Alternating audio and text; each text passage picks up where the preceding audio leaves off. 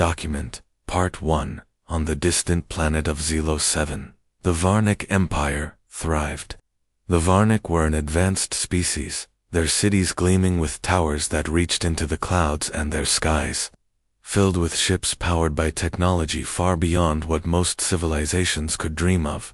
They had lived in peace for centuries, exploring the stars and observing other worlds from afar.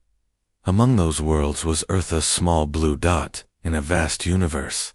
For years, the Varnic watched humanity grow, noting their rapid progress, but also their destructive tendencies. Jacob, a young diplomat from the city of Valerian, stood nervously before the Council of Elders. The council chamber was vast, its walls adorned with intricate carvings that told the history of the Varnic people.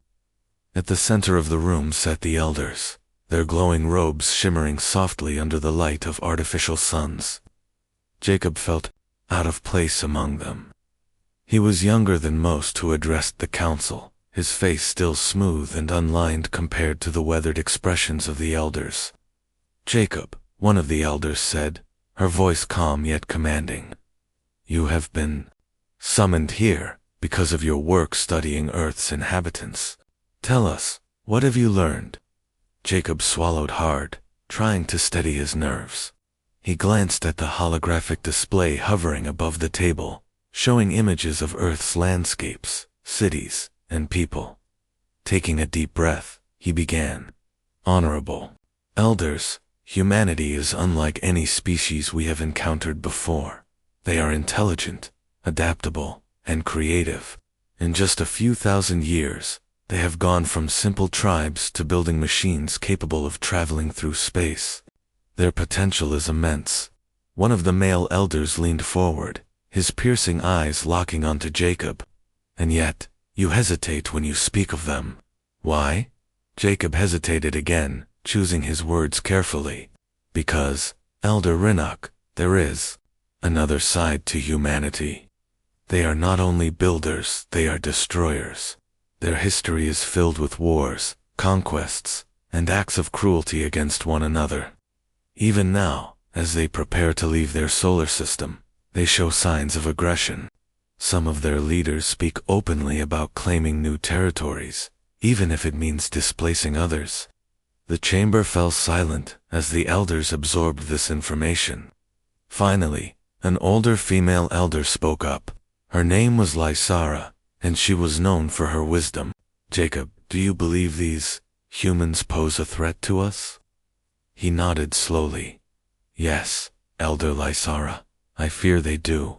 We have seen evidence of their ambition and their willingness to use force to achieve their goals.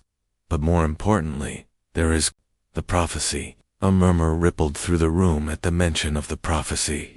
It was an ancient warning passed down through generations, spoken by a seer long ago. The prophecy foretold that one day, a rising power would challenge the Varnic Empire. That power would come from the stars. Many dismissed it as myth, but others took it seriously, including Jacob. "The prophecy warns us not to underestimate humanity," Jacob continued. "It says that if we fail to recognize their strength or worse, provoke them, we will face ruin. Our empire, which has stood for millennia, could fall within a single lifetime." Elder Rinnock scoffed loudly, breaking the tension. "Prophecies are nothing but tales meant to frighten children. Humanity may be clever, but they are still primitive. Look at them. They squabble over borders, pollute their own planet, and cling to outdated beliefs. How can such a flawed species threaten us?" Lysara raised a hand to silence him. "Do not dismiss the boy's concerns so quickly. Rinnock, history has shown us time and again that underestimating an opponent can lead to disaster. If humanity truly poses a risk, then we must act wisely." Jacob felt a flicker of hope. Perhaps the council would listen after all. But as he looked around the room, he saw skepticism etched on many faces. The Varnic prided themselves on their superiority, both intellectually and technologically. To suggest that a lesser species might one day surpass them was almost unthinkable. As the meeting drew to a close, Lysara turned to Jacob once more. Thank you for bringing this matter to our attention. We will discuss it further and decide how best to proceed. In the meantime, continue your research. Keep watching Earth closely. And remember, the fate of our empire rests not only on the decisions we make today, but also on how well we understand those who may rise against us tomorrow. Jacob bowed deeply, grateful for the opportunity to share his findings. As he left the chamber, however, doubt lingered in his mind. Would the council truly heed his warnings, or would pride blind them to the danger ahead? Only time would tell. Back in his quarters, Jacob gazed out at the night sky, where countless stars twinkled like distant promises. Somewhere out there, humanity was growing stronger every day. He couldn't shake the feeling that the Varnik were running out of time and that their empire, no matter how mighty, might soon face its greatest test yet. End of document. Document. Part 2. Decades had passed since Jacob's warning to the Council of Elders. The Varnik Empire continued its quiet observation of Earth, their massive telescopes and listening devices capturing every detail of humanity's progress. In that time, humans had achieved what many thought impossible. They developed faster than light travel. It was a breakthrough that sent shockwaves through the galaxy, proving that humanity was no longer confined to their solar system. Captain Laura Hayes stood on the bridge of the Eclipse, humanity's newest starship. She was a tall woman with sharp features and piercing blue eyes, known for her calm demeanor under pressure. Her crew looked up to her not just because she was their leader, but because she carried herself with a quiet confidence that inspired trust. Today, however, even Laura felt a flutter of nerves. They were about to make first contact with an alien species, the Varnik. The ship approached a neutral zone near Proxima Centauri, where the Varnik had agreed to meet them. As the Eclipse drifted closer, the Varnik vessel came into view. It was enormous, sleek, and shimmering with a metallic glow that seemed almost otherworldly. Laura couldn't help but feel a sense of awe and unease. Humanity had dreamed of this moment for centuries, but now that it was here, the weight of responsibility pressed heavily on her shoulders. A holographic screen flickered to life on the bridge, displaying the face of a Varnik representative. His skin was pale blue, his eyes large and almond-shaped, and his expression unreadable. "I am Jacob," he said in clear, accented English, "diplomat of the Varnik Empire. On behalf of my people, I welcome you to this meeting." Laura stepped forward, her voice steady, despite the butterflies in her stomach. "Thank you, Jacob. I am Captain Laura Hayes of the United Earth Federation. We come in peace, seeking friendship and understanding." Jacob nodded slowly, though there was a hint of tension in his posture. "Your arrival marks a significant moment for both our peoples. However, I must caution you, this is uncharted territory for us as well. Trust will take time to build." Laura understood his hesitation. First contact was always delicate, especially when two vastly different civilizations met for the first time. Still, she couldn't ignore the warmth in Jacob's tone. He seemed genuinely interested in finding common ground. Over the next few hours, the two sides exchanged information. Jacob explained the basics of Varnik society, a culture built on science, philosophy, and a deep respect for knowledge. Laura, in turn, shared humanity's history, emphasizing their resilience and adaptability. Despite their differences, there were moments of connection. Both species valued exploration and discovery, and both had faced challenges that tested their survival. But beneath the surface, tensions simmered. Ethan Cole, the ship's intelligence officer, watched the exchange carefully. A wiry man with sharp features and a skeptical mind, Ethan wasn't convinced by Jacob's friendly demeanor. "Something feels off," he muttered to Laura during a break in the discussions. "They're hiding something. Why else would they agree to meet so far from their own territory?" Laura frowned. "We don't know enough about them yet to jump to conclusions. Let's focus on building rapport before we start accusing them of anything." Ethan didn't look convinced. but he nodded reluctantly. Just be careful, Captain. These aliens might seem peaceful now, but we've seen what happens when humanity pushes too hard. What makes you think they're any different? His words lingered in Laura's mind as the talks resumed. Despite her outward confidence, she couldn't shake the feeling that Ethan might be right. The Varnik were polite, even charming at times, but there was an underlying stiffness to their interactions. It was as if they were holding something back. Meanwhile, aboard the Varnik vessel, Jacob wrestled with his own doubts. The Council had given him strict orders to maintain a facade of friendliness while gathering as much information as possible about humanity's capabilities. But the more he spoke with Laura, the harder it became to see her as a potential enemy. She was intelligent, thoughtful, and clearly wanted peace. Yet the prophecy weighed heavily on his mind. Could he trust her, or was he being naive?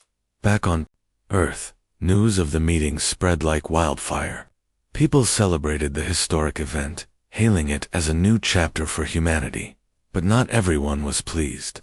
Some politicians and military leaders saw the Varnik as a threat, arguing that their advanced technology made them dangerous. Rumors began to circulate about secret Varnik weapons and hidden agendas. As the days turned into weeks, cracks began to form in the fragile alliance. Reports surfaced of Varnik ships lingering near human colonies, scanning them without permission. Ethan grew increasingly suspicious, convinced that the aliens were planning something sinister. Laura tried to reassure him, but even she found it difficult to dismiss the growing evidence. One evening, as the Eclipse prepared to leave the neutral zone, Jacob requested one final meeting. When Laura arrived, she found him standing alone on the Varnik ship's observation deck, gazing out at the stars. For a moment, neither of them spoke. "I hope you can forgive us," Jacob said finally, his voice heavy with regret. "My people, we have made mistakes. We fear what we do not understand, and sometimes that fear leads us to act rashly." Laura studied him carefully. "Fear is something we all share, Jacob. The question is whether we let it guide us or whether we choose to overcome it." Jacob nodded, though his expression remained troubled. As they parted ways, Laura couldn't shake the feeling that their newfound peace was teetering on the edge of collapse. Somewhere in the vastness of space, forces were at work that neither side fully understood. And as the Eclipse sped back toward Earth, the seeds of mistrust continued to grow. End of document. Document, Part 3, Back on Earth. The excitement over first contact with the Varnik began to fade as rumors spread. News outlets buzzed with reports of strange activities near human colonies, Varnik ships lingering in orbit, scanning settlements without permission, and even intercepting communications. The public was divided. Some believed the aliens were simply curious, while others saw their actions as a sign of aggression. Ethan Cole sat in a dimly lit room aboard the Eclipse, staring at rows of data scrolling across his screen. His sharp eyes darted back and forth as he analyzed patterns in the Varnik's movements. Something wasn't right.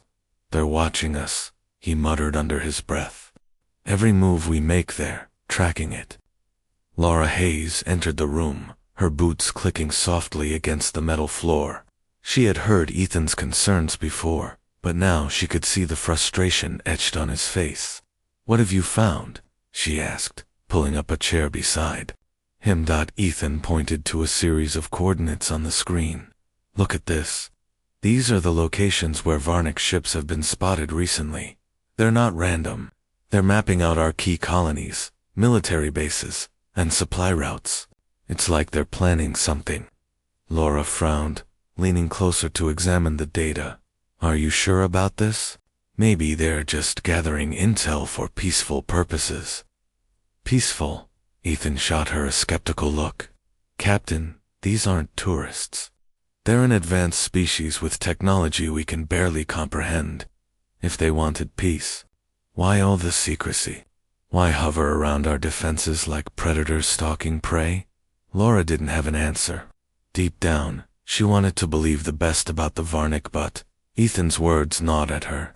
She had seen enough conflict in her career to know that appearances could be deceiving. Still, jumping to conclusions wouldn't help. "We need proof," she said firmly. "Until then, we stay calm and keep observing." But staying calm became harder as tensions escalated. On one of humanity's outer colonies, a farmer named Ryan reported seeing a Varnic drone hovering above his fields. When he approached it, the drone emitted a low hum and vanished into the sky. Ryan's story quickly went viral, fueling fears that the aliens were spying on ordinary citizens. Meanwhile, aboard the Varnic vessel, Jacob wrestled with his conscience. He had delivered daily reports to the Council of Elders, detailing humanity's strengths and weaknesses. But lately, the Council's tone had shifted. Where once they had expressed cautious optimism, now they spoke of containment and control.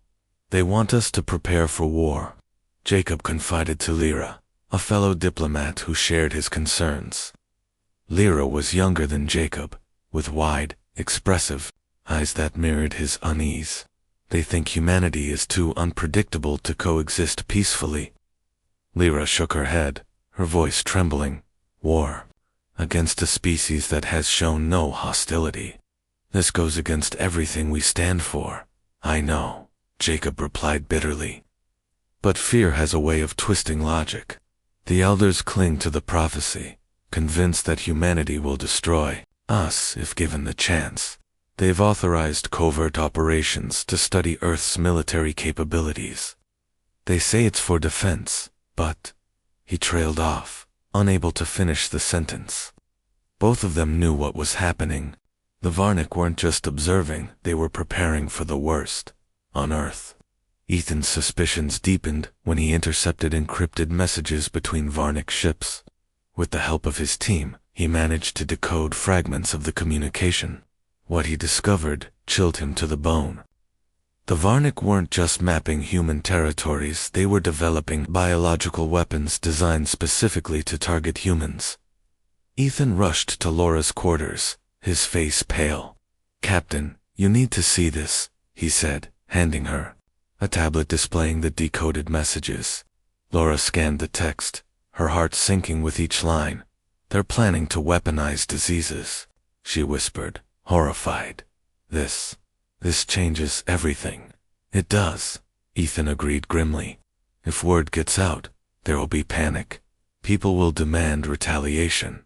Laura paced the room, her mind racing.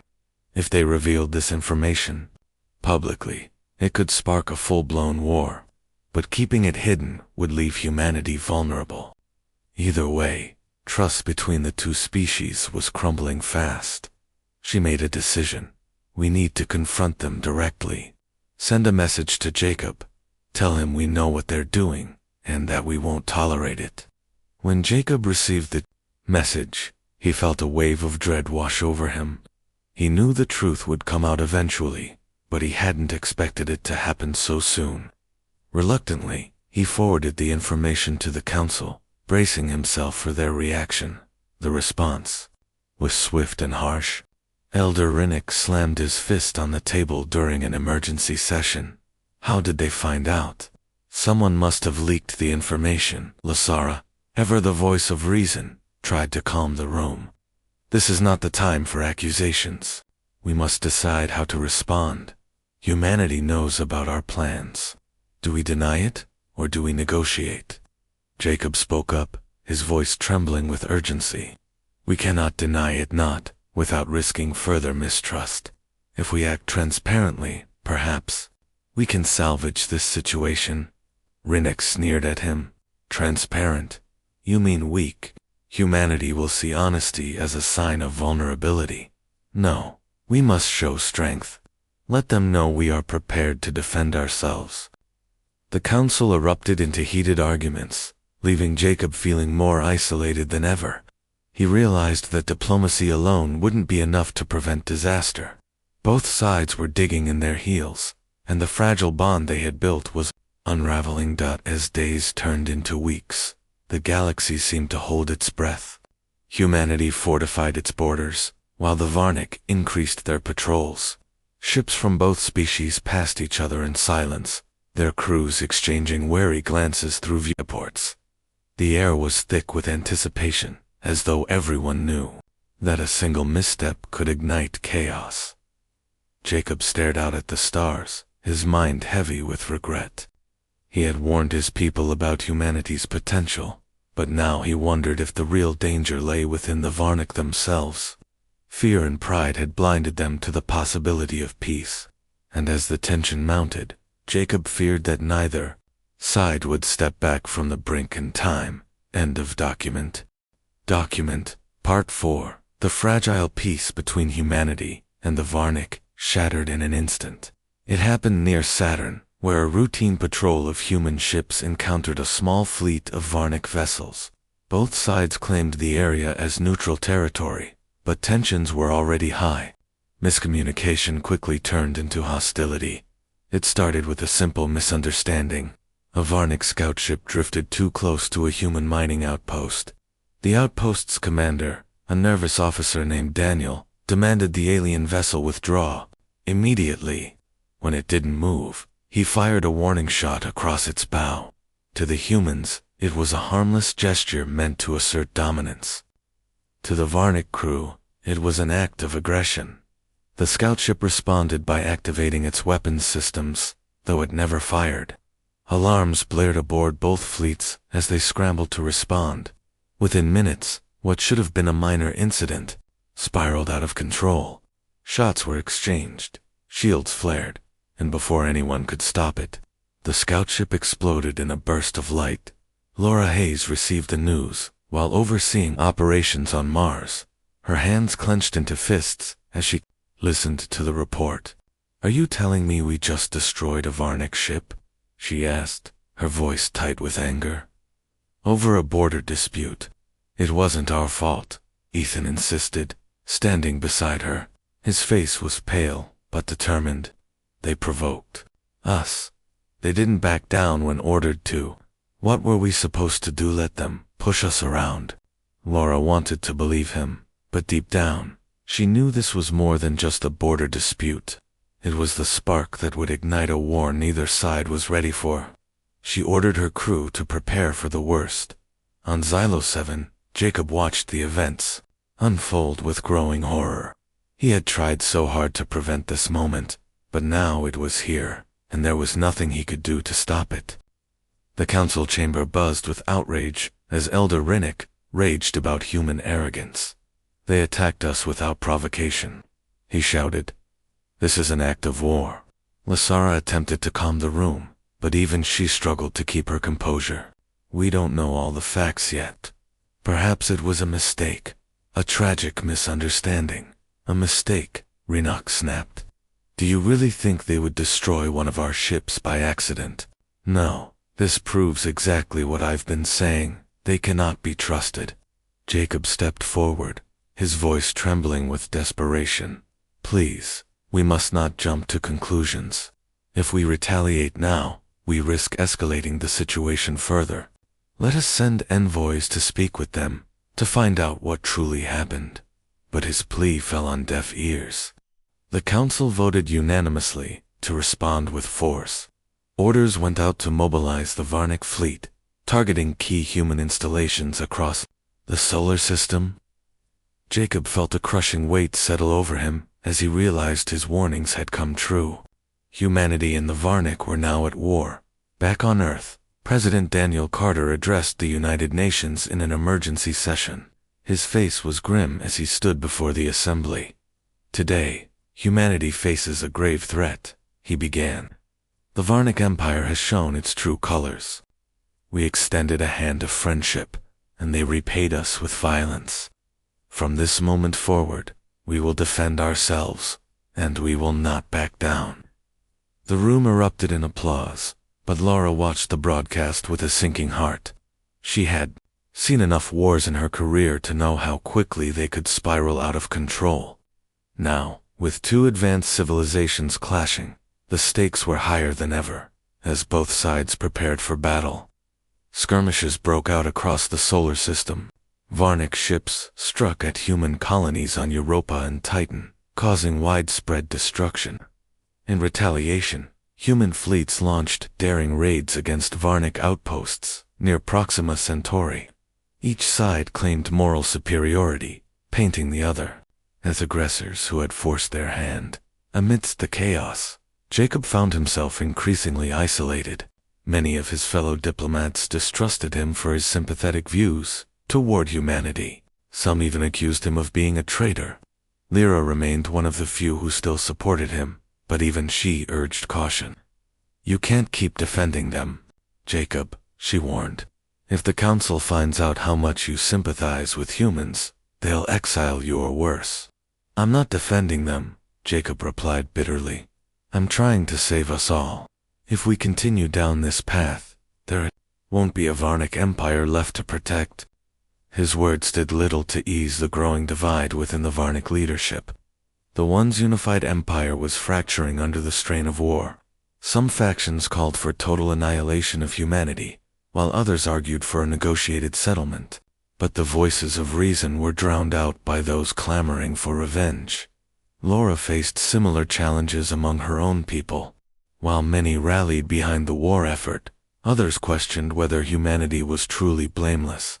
Protesters gathered outside government buildings, holding signs that read "War is not the answer" and *talk, "Don't fight." Even some military leaders privately expressed doubts about the wisdom of engaging such a powerful enemy. Despite the mounting pressure, Laura refused to give up hope. She believed that peace was still possible if only cooler heads could prevail.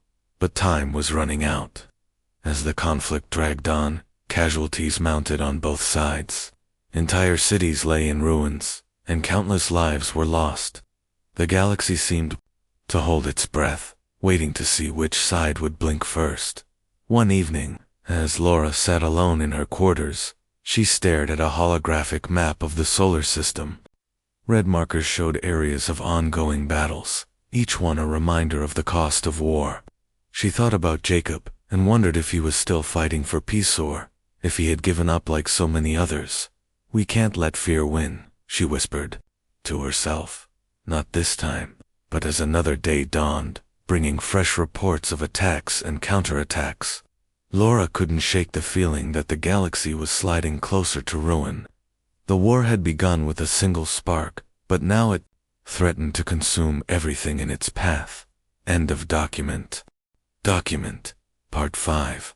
The war raged on, spreading like wildfire across the stars. Both humanity and the Varnic threw everything they had into the fight, each side determined to prove their dominance. But as the battles intensified, it became clear that humanity was not the underdog everyone expected them to be. Laura Hayes stood on the bridge of the Eclipse, her eyes fixed on the tactical display. The ship was en route to Titan, where a major battle was unfolding. Human forces had managed to hold their ground against a much larger Varnic fleet, but the cost had been high. Dozens of ships lay in ruins, drifting silently through space. Laura clenched her fists as she watched the flashing icons representing her people's dwindling numbers. "They're relentless," Ethan muttered beside her, his voice tense. He had been working non-stop to analyze Varnic tactics, searching for weaknesses. "Every time we push them back, they regroup and hit us harder." Laura nodded grimly. "We can't keep fighting like this forever.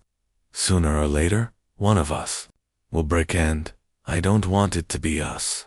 Despite the odds, humanity's adaptability began to turn the tide. The human fleet learned quickly, adapting strategies to counter the Varnic's superior technology. Ethan played a key role in this shift, uncovering patterns in the enemy's movements and relaying critical information to commanders. His efforts earned him praise from the crew, though he remained focused on the task at hand. "Captain," Ethan said suddenly, pointing at the display, "look at this. Their ships are predictable. They always attack in wide arcs, trying to flank us. If we adjust our formation, we can cut them off before they reach our weaker points." Laura studied the screen, then nodded. "Do it. Let's see if we can catch them off guard." The new strategy worked better than anyone expected. During the next engagement near Titan, Human ships lured the Varnik into a trap, surrounding them and forcing them to retreat. It was a small victory, but it gave the humans hope. For the first time since the war began, they felt like they might actually stand a chance.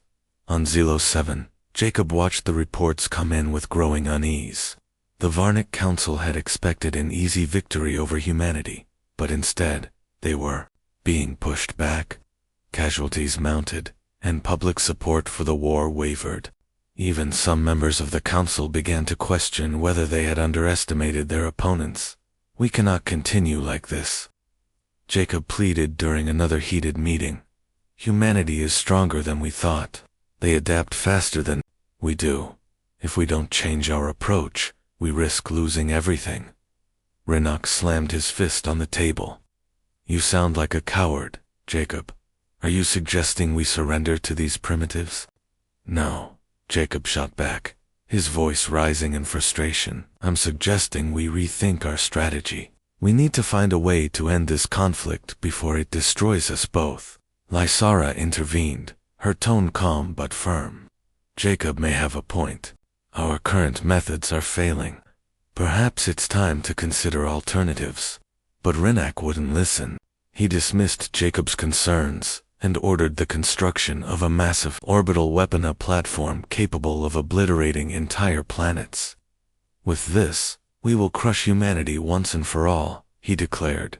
"No more games, no more delays." Jacob felt sick as he left the chamber. He knew the weapon represented the final corruption of his people's ideals. Once used, there would be no going back.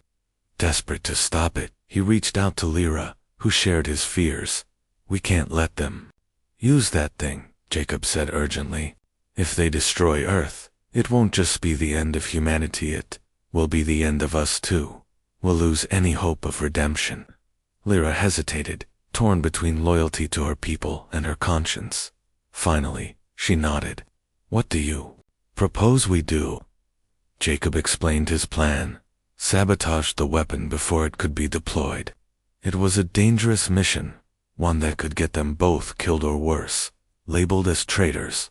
But Lyra agreed to help, knowing it was the only way to prevent further bloodshed. Meanwhile, Laura faced her own challenges.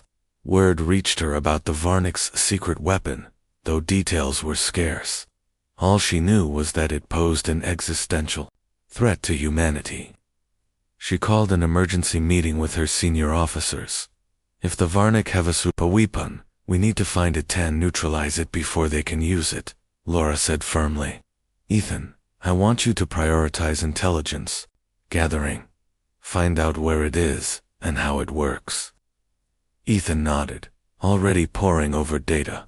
"Understood, Captain. I'll see what I can dig up." As days passed, tensions reached a breaking point. The Varnik completed their orbital platform and prepared to test it on a remote moon. Jacob and Lyra worked tirelessly to infiltrate the facility, dodging patrols and disabling security systems. They finally reached the control room just moments before the weapon was set to fire. "This is it," Jacob whispered, his hands trembling as he accessed the system. "If we fail." "We won't fail," Lyra interrupted, her voice steady despite the danger. Together, they reprogrammed the weapon to self-destruct. Alarms blared as they made their escape, narrowly avoiding capture. Back on Earth, Ethan intercepted transmissions, confirming the sabotage. "Captain," he reported, relief evident in his voice, "the Varnik weapon has been destroyed. Their plans are in ruins." Laura allowed herself a brief smile. "Good work, everyone. But this isn't over yet. We've dealt them a blow, but they'll retaliate. Stay sharp."